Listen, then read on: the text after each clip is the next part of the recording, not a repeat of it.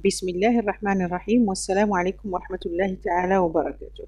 Ce TP, comme celui qui le précède, vous interprète les techniques de recherche Adobe.net en mode connecté dans un système de gestion des bases de données.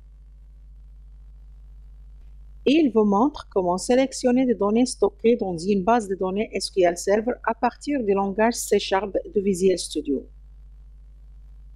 En effet, le TP numéro 2 fait partie des groupes de TP dont l'interaction utilisateur est centralisée dans le formulaire principal ci-dessus. Ce formulaire, qui est de type MDI, parent, possède deux menus principaux nommés respectivement mode connecté et mode déconnecté. Pour exécuter ce TP, il faut appeler le formulaire MDI enfant correspondant, et ceci en choisissant la commande exemple 1 de ce menu consultation et ligne à la fois, des menus principaux mode connecté. L'objectif de cette vidéo représentative du TP numéro 2 est de vous apprendre, en utilisant le mode connecté, comment naviguer entre les lignes d'une table SQL Server via les boutons de navigation premier, suivant, précédent et dernier, puis afficher les données dans des contrôles simples. Pour illustrer cet objectif, on utilisera, comme on a déjà utilisé dans le TP numéro 1, une base de données d'une gestion des éditeurs des livres qui s'appelle PAPS. Son schéma est le suivant.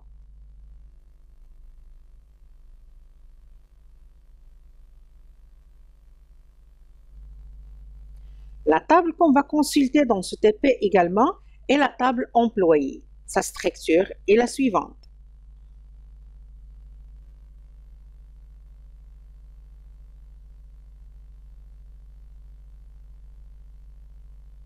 Voilà un extrait des données de la table employée.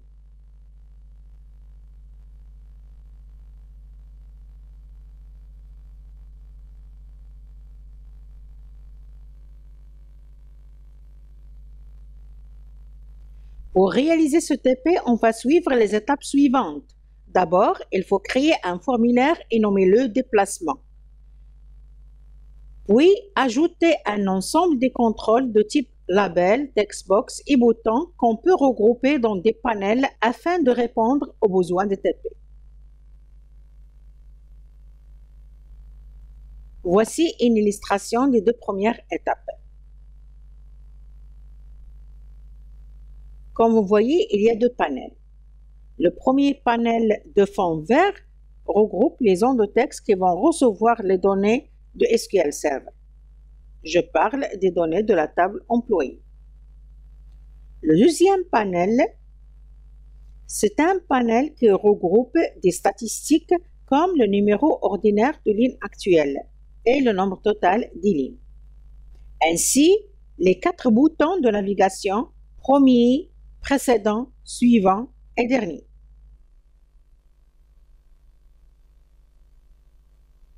Dans la troisième étape, on doit écrire le code de la commande exemple 1. Ce code rend le formulaire déplacement un des formulaires MDI enfant du formulaire principal où il le cherche. Le code est le suivant.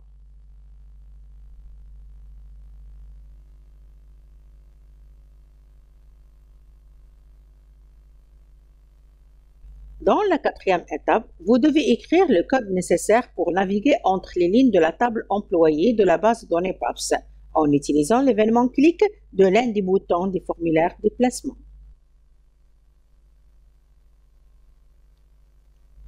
Ce qui concerne la réalisation de l'étape numéro 4. Tout d'abord, il faut déclarer l'espace donnant qui concerne le fournisseur de données SQL. On parle sur l'espace donnant system.data.sql client. Et les objets de connexion issus des classes suivantes: SQL Connection, SQL Command, SQL Data Reader.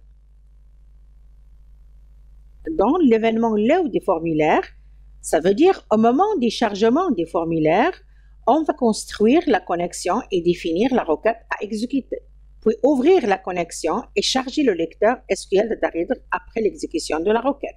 Et finalement, afficher les données concernant la première ligne s'il existe.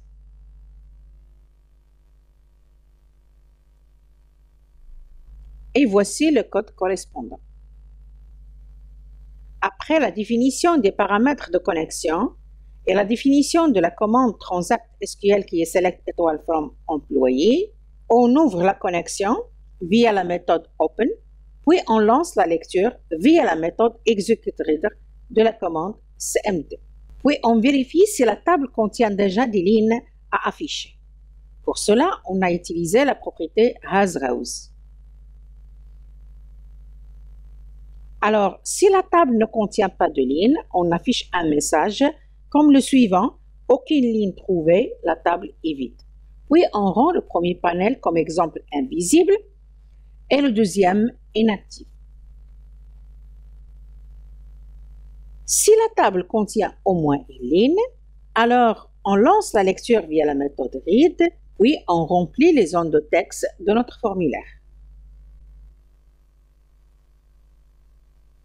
Alors remplir est une procédure C# qui permet de remplir des zones de texte des formulaires par les données de la dernière ligne lues par l'objet SQL Data Reader.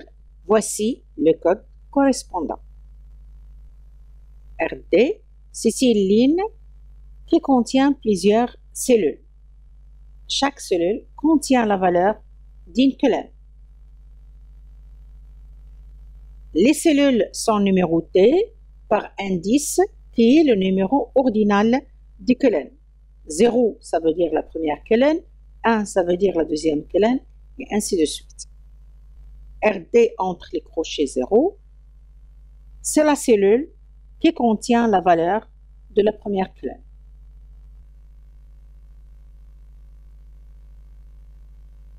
Ce qui concerne la propriété, SQL Data Reader hasRows obtient une valeur qui indique si l'objet SQL Data Reader contient une ou plusieurs lignes. Si cette valeur est true, alors SQL Data Reader contient au moins une ligne. Sinon, aucune ligne. Je vous rappelle tout simplement que point d'exclamation rd.hasRows est équivalent à dire rd.hasRows égale à false, ce qui revient à dire aucune ligne n'est retournée. Dans les événements clic des boutons premier, dernier et suivant, il faut écrire le code qui affiche respectivement les données de la première ligne, la dernière ligne et la ligne suivante.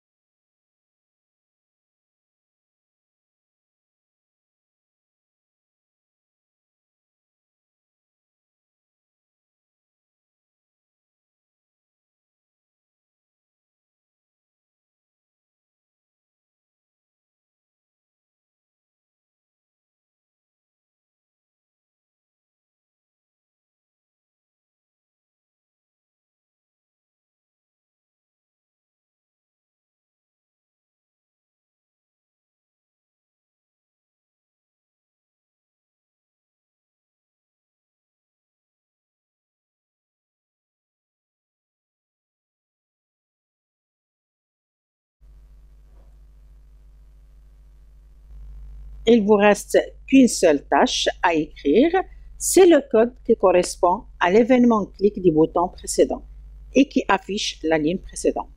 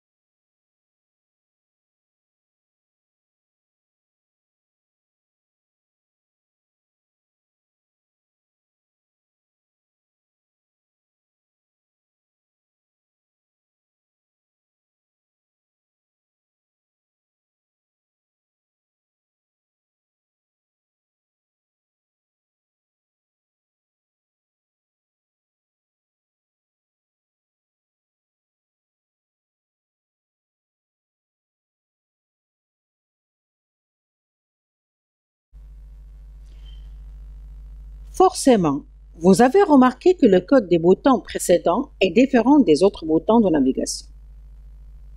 Savez-vous pourquoi?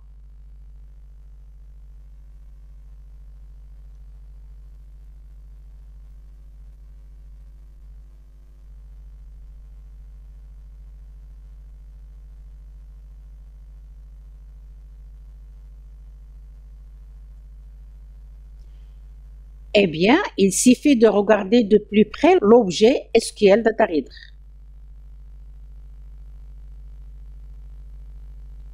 En effet, on sait très bien, quel que soit le fournisseur des données, DataReader lit un flux de données à partir d'une source de données en mode connecté. Mais ce qu'il faut connaître, c'est que son mode d'accès est en lecture seule avec un curseur en avant seulement.